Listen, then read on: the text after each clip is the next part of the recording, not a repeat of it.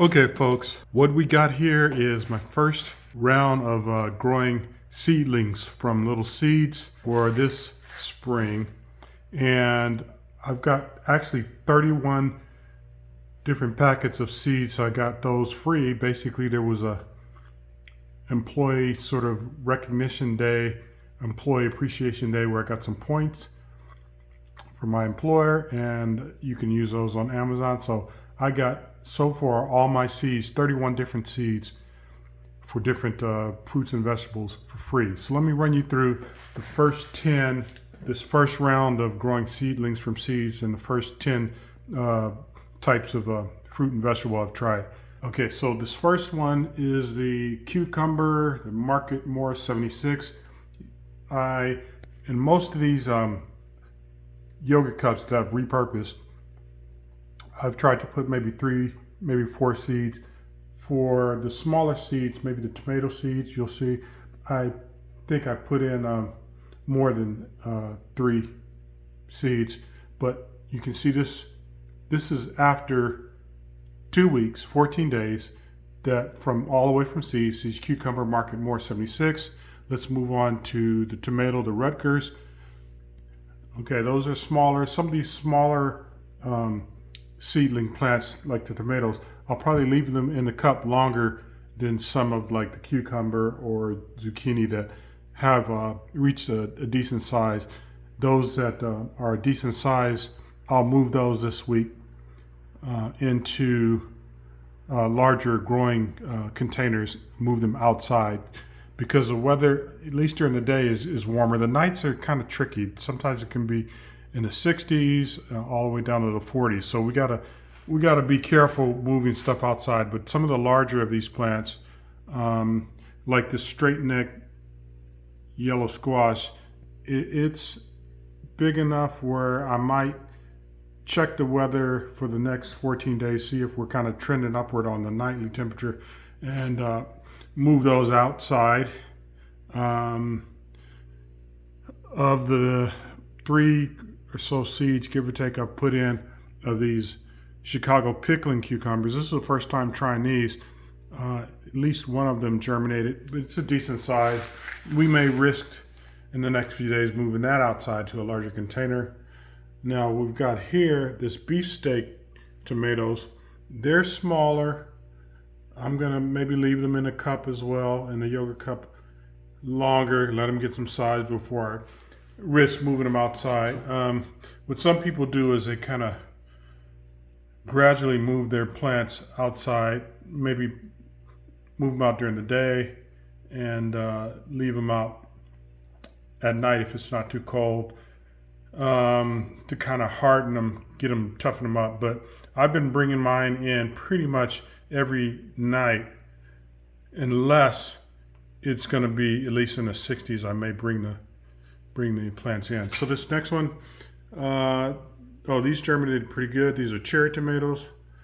This is zucchini, Black Beauty. I've grown Black Beauty plants before. They did real good, prolific and growing lots of zucchini. I like the zucchini. Actually, all of this that I'm growing, except for maybe the yellow crookneck, I tend to eat them raw. They're very good for you and very tasty. We're getting down to, let's see, this white spine cucumber, and it germinated pretty good. And then this last one is it's a mammoth melting sugar snow, basically snow peas. If you're familiar with cooking snow peas, it's used a lot in Asian cooking. Me being originally from the West Coast, I've been eating snow peas. My family would grow them on the West Coast. I don't know, since I was a kid, maybe. This last one, there's nothing there. I just added fresh dirt. It was going to be Keystone resistant giant bell peppers. They didn't germinate, so I'm going to add some more seeds and see if I can get, in this next couple weeks, get them to germinate. If not, I may have to try some alternate techniques. I don't want to blame the seeds and say they're not viable yet, because this is only my first round. And so I had dirt that I used from one of my planter containers that I think is pretty healthy dirt, pretty nutrient rich. So everything's germinated except the bell peppers. So the dirt was free. The cups repurposed yogurt cups, and as I explained, the seeds. This is just a fraction of the seeds I got. Didn't pay anything for them. So far, we're working on free, and there may be a small outlay of funds to buy some earth to kind of fill up my containers. Actually, I got a deal from Lowe's, and you might want to catch this if they're doing it in your area, for $2 per cubic foot of some.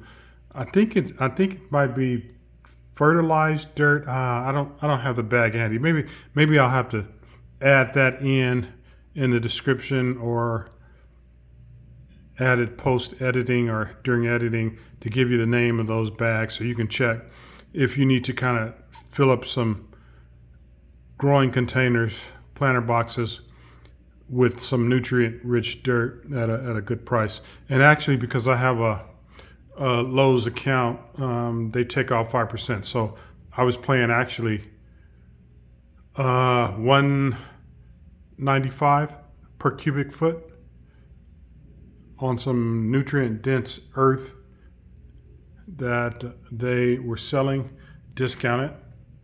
I think to try to promote people to buy as we have moved into spring. So I will continue to try to give you videos, because I've been requested to do more sort of instructional videos. And you don't have to have, several acres, 6+ acres like I do. You can literally, some of these, pretty much all of them, even if you're in an apartment, you can grow them on your deck, on your balcony, in containers. And you don't even have to buy a container. If you can get your hands on like a 5-gallon bucket or even a larger bin, you can grow pretty much all of what I'm showing right here in large bins. I've grown stuff even in laundry baskets. Had some little trees, fruit trees in laundry baskets, large laundry baskets. Or not too large, but maybe 4 foot, give or take, laundry baskets, 4 foot tall or so. Well, maybe even 3 foot. All right, so that's it for this. I'm gonna try to keep showing you my progress this year. But if you're concerned about inflation and food prices, here's what you need to be doing, at least considering this.